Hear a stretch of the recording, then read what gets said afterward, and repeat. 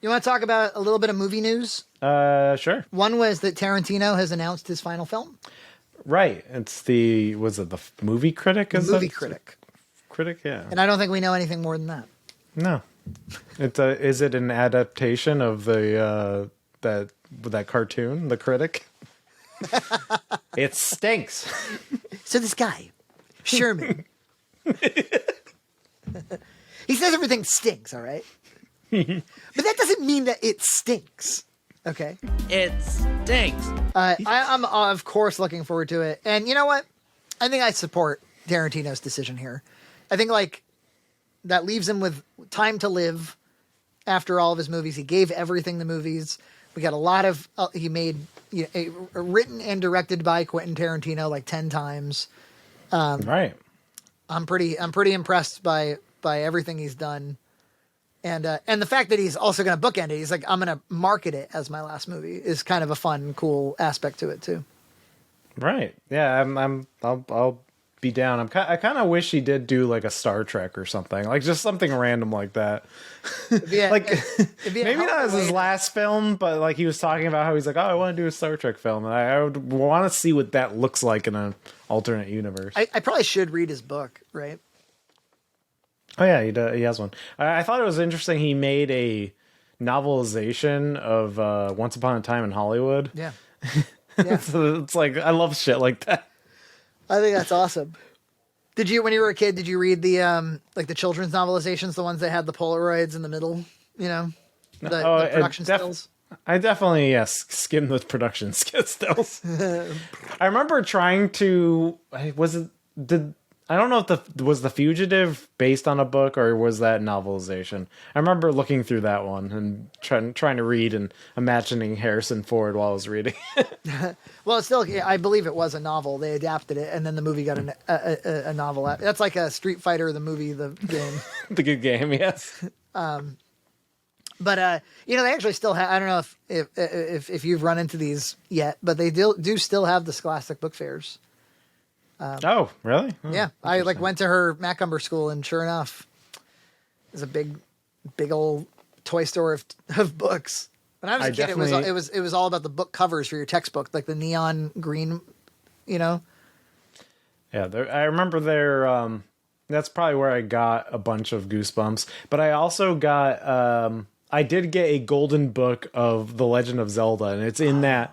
It's in that art style of the TV show. Wow, that's really awesome. I would love to have a copy of that. I remember I got that. And then later, when they kept doing these, and I got older and I got less, they started putting PC games. So they would have like StarCraft, and they would have, I remember they had, there was an episode 1, like Star Wars episode 1 game with Gungans, or like there was Boss Nass in the front.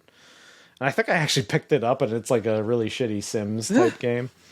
That's amazing. Where you're trying to make like a Gungan ecosystem, and Boss Nass is like talking to you. He's like, "Oh, you got to manage your resources." Some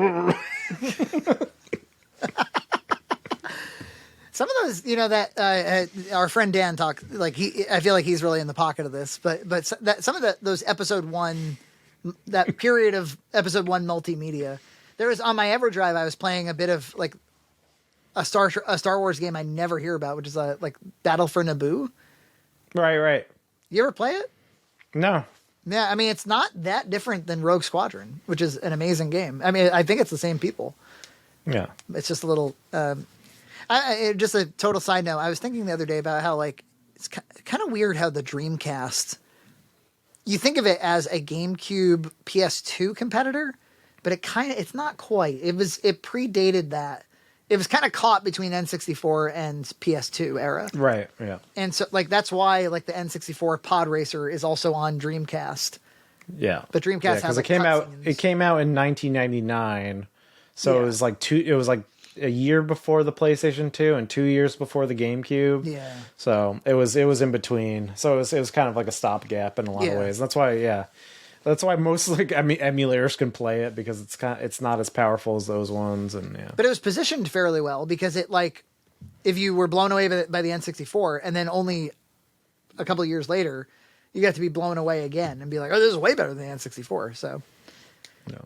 And that's where you get the really good version of Hydro Thunder and stuff like that.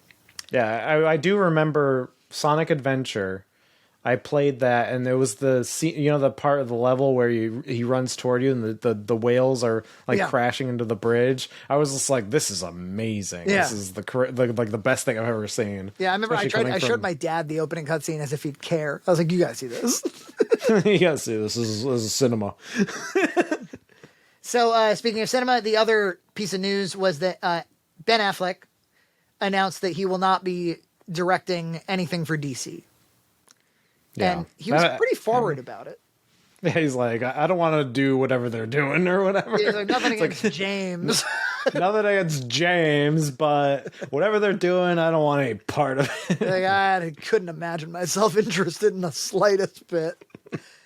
And he was like, yeah, he seemed pretty salty. He was like, I'm only in the Flash movie for 5 minutes. And he's like, it's a really good 5. It's a tight 5. Go check it out. Or he said he shot like that final scene in Zack Snyder's Justice League. He shot it in Zack's backyard. That's in Zack's backyard. And he was like, and now it's the highest rated thing I have on IMDb. He just rolled out of bed. Yeah. Because Zack Snyder called him and he's like, "Hey, come over to my house and we'll film this." He's like, "Do I have to like get the union involved in this?" He's like, "No, cool, just come over." Like, please, this might be my last chance at Martian Manhunter. That Snyder cut, man. That I would love to. I should watch that again. I'm so glad they made it because I really would have. I would have been ready to be like, that whole Snyder thing just was shit, and I would have thrown it all out. But because the Snyder cut exists, I'm like, good. You kind of like nailed your vision at some point. James was a pretty beloved figure in Hollywood until recently. He's starting to catch a lot of heat. Like that Cavill thing didn't win him any fucking friends. Yeah, and I think him announcing early and setting, the Shazam just flopped like massively, and you kind of.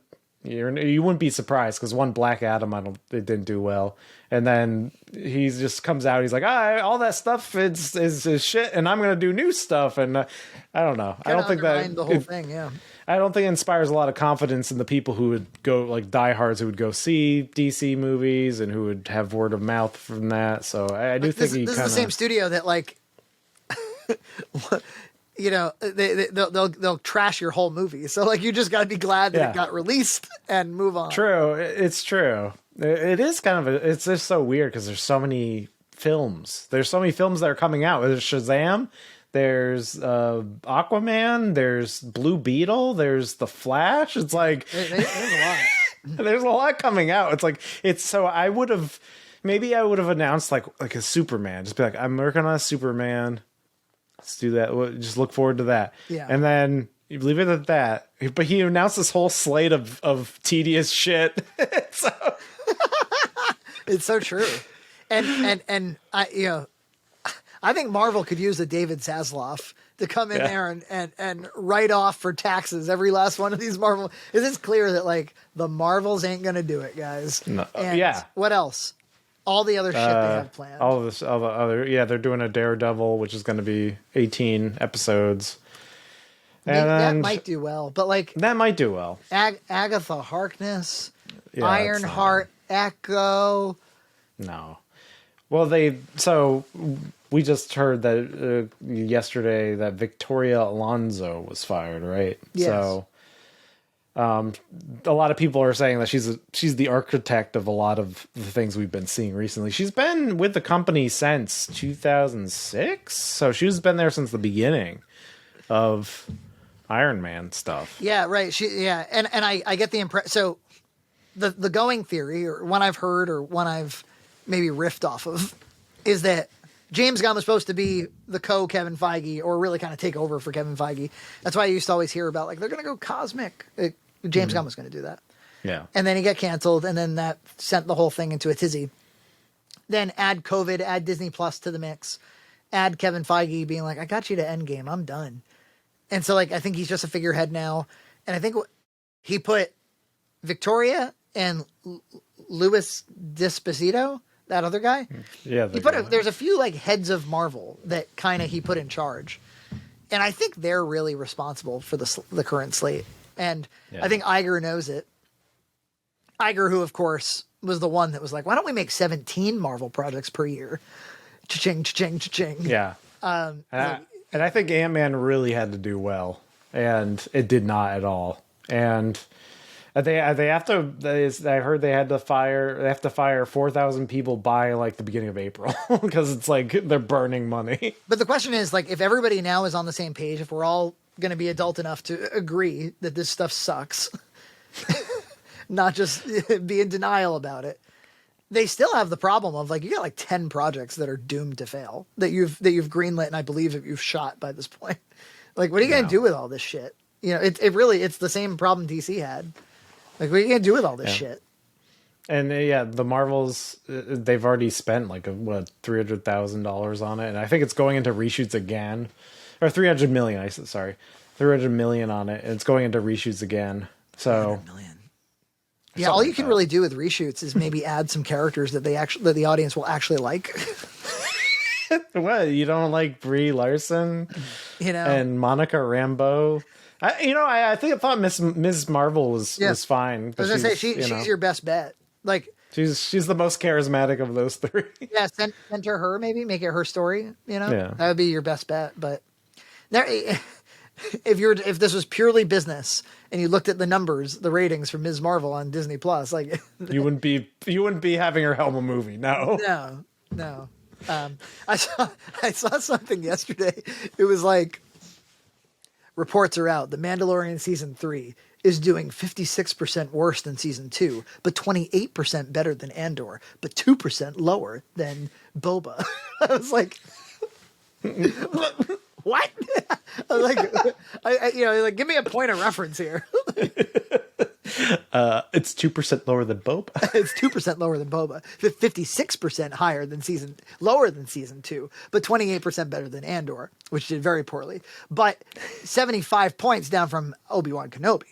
It's like, what? I need tell me what was successful and tell me what wasn't. Yeah. So I don't know. I hope there is some soul searching at Disney because a lot of this, every single brand is ruined. we just got a comment on our Ninja Turtles teaser video that said the guy on here without the beard, his voice would have been perfect for Donatello. My favorite Donatello voice. I can do Corey Feldman. It's kind of like moonlighting, isn't it? Pretty good. Hey, Mikey, you know what Splinter said about, not having them? So how are you enjoying so as of this episode, because there'll be a new episode tomorrow, right, of Mando? Yeah. So we've only seen episodes 1 through 3, so we're up 3. To Coruscant there. The Coruscant episode where they had a nice action scene with Boba Fett's, and then they went to a sound stage or the volume where they had two characters talk. I thought the concept was actually kind of interesting. The kind of, but the execution I think left a lot to be desired. It's becoming obvious that. So I saw a really interesting video the other day. Who made it? Was it Captain Midnight? That guy on YouTube. And it was about how ads-based television, cable television from when we were kids, made like 6 times what streaming makes today. That streaming makes way less. That it was really like, it was competitive with home energy back in those days. And the reason is because people bail on streaming platforms. They watch their show and then they bail. And so if you subscribe for 1 or 2 months to catch Mandalorian or whatever, so that's why they have to keep pumping stuff out, is because otherwise you'll unsubscribe. Right. And they also need to win against other streaming juggernauts. So they also have to overspend on all their stuff. So what you're seeing because we talk every week about like the quality problems and the quantity issues. It really is, it's over budgeted, strategically over budgeted television that has to have extremely high output to retain you. And so it's like low on time, high on budget. And money just doesn't solve a lot of the problems that need to be solved. You can tell with a lot, Obi-Wan's a really good example of like the script needed more time, and certainly the edit needed more time. Like you don't need to be crap. And they need more time to like, just plan out their shot. You're talking about Hook, and every single shot is is bursting with creativity. They don't have time to do that. They set it a wide shot, and they like go out, play out the scene like a play. Just got to get it out there. And so they feel like it's better be a $200 million TV show, and so like now everything has to be Game of Thrones, and it's just not sustainable because it's just not making they're laying off 11,000 people or whatever. So it's just not, and COVID gave them a false sense of security because everybody was like addicted to streaming for a period of time. Right. So the rubber's meeting the road here. And so anyway, Captain Midnight's theory was that what's going to happen is platforms like Freevee, Amazon's Freevee, and some of these kind of up and coming, like kind of experimental cash grabby ads based internet cable TV may be the future, or they may have bigger success. And so like you might see a move away from premium streaming platforms back toward like, all right, here's what you can play on your Roku. Yeah, and you'll see more budget, like, because isn't there like, what's that? I don't watch Yellowstone, but a lot of people watch it, and it's just like cowboy stuff, right? Yeah. So that budget on that is much lower than anything Disney makes, and they have like a bunch of different series, and they're all popular. I think you're going to see more of that kind of stuff where it's like you can keep the budget low, you focus on characters, and yeah, there you go. And that show's a really good example because that show and what's the other big one on Paramount Plus? Anyway, they're every platform has its big show. We're like, come here for that. So I think Disney knows this, and they're trying to figure out like, okay, now that we've established something, now that we've set a baseline, now that we, how do we spend less on these shows? Because we can't be spending like mad people. You see, like Falcon and the Winter Soldier was like $25 million an episode or something. And it was like, those episodes were crazy. Like you don't already the Disney Plus shows do not look like Falcon and the Winter Soldier. They don't even look like Moon Knight anymore. Like, yeah, that's true. Well, yeah. And they're still so expensive. They cost as much as the first Avengers movie sometimes. I don't get it. So I think I think they look at Mandalorian and they go, you're a really good show. You have rich storytelling. You have legs. You're going to be the thing that branches off into, like, how do we turn you into Star Trek: The Next Generation? How do we turn you into something that doesn't have to be outrageously expensive, that maybe you get a few action pieces per season, but generally it's like people walking around on Coruscant on plywood and the audience is okay with it. And because you think like this Captain Midnight guy made the same point. Star Trek TNG would air 20 weeks out of the year. Like, so like half the year, brand new episodes of TNG were playing. They could turn those things out. So they were making cheaper TV and making way more money off of ads. Yeah. So, and it was a lot less artful, so they would always, have episodes in the bridge or whatever, and the lighting was flat because they were just shooting and shooting and shooting. So, but you can get the audience there. You can get the audience to the point where they're like, people love TNG, because it's very smartly written. It focused on the moral quandaries instead of like action set pieces. They had them occasionally, but yeah. So my theory is that they're trying to turn Mando into something like that. And you can feel it here. It's going to be the volume, and it's going to have to be okay that it's the volume. We're not going to fight a crate dragon every week. And he's going to go back and he's going to banter with Amy Sedaris or whatever. And well, what happened to my little baby?